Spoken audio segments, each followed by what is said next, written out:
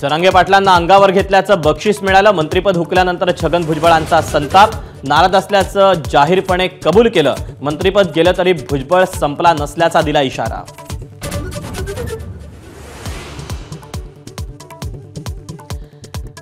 राज्यसभेबाबत विचारणा झाली होती, मात्र आता इच्छा नाही। छगन भुजबळांनी ऑफर नाकारली।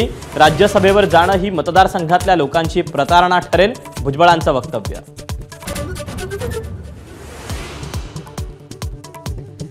14 डिसेंबरला फडणवीस आणि बावनकुळेंनी मंत्रिपदाबद्दल शब्द दिला होता। भाजप नेते सुधीर मुनगंटीवार यांचा गौप्यस्फोट, नाराजी नसल्याचं सांगत खदखद व्यक्त केली।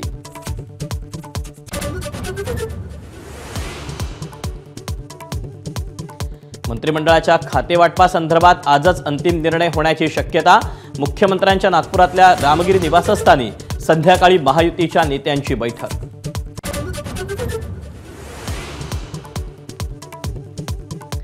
विधानसभेत 35,788 कोटींच्या पुरवणी मागण्या सादर। लाडकी बहीण योजनेसाठी 1400 कोटींची तर मुंबई मेट्रो 3 साठी 655 कोटींची अतिरिक्त तरतूद।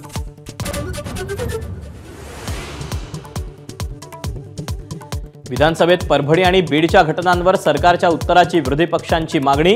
पटोलेंकडून सवाल उपस्थित, तर अध्यक्षांनी चर्चेसाठी उद्याचा वेळ दिला तरी चालेल, सरकार तयार, मुख्यमंत्र्यांचं उत्तर।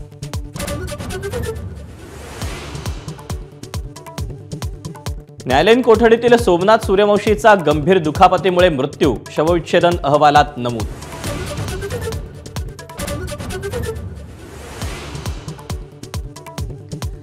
परभणीत सोमनाथ सूर्यवंशीचं पार्थिव दाखल, शहरात सकाळपासूनच धरणं आंदोलन सुरू, थोड्याच वेळात अंत्यसंस्कार।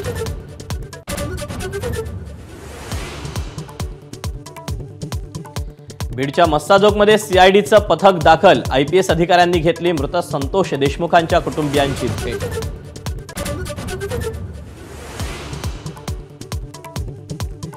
संजय राठोड यांना माझा विरोध कायम, भाजपच्या नेत्या चित्रा वाघ यांचा पुनरुच्चार। उद्धव ठाकरेंनी राठोडांना क्लीन चिट का दिली, चित्रा वाघ यांचा सवाल।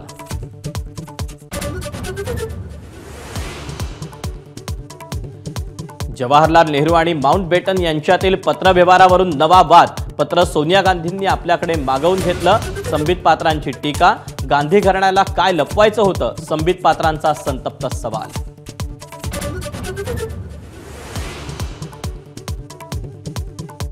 जगज्जेत्या डी गुकेशचं चेन्नई विमानतळावर भव्य स्वागत, बुद्धिबळपटूच्या हजारो चाहत्यांची स्वागतासाठी गर्दी, घरापर्यंत मिरवणूक।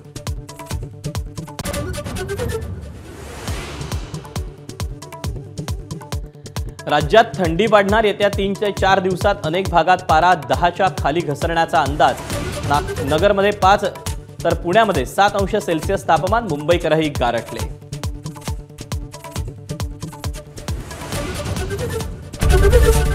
एबीपी माझा, उघडा डोळे बघा नीट।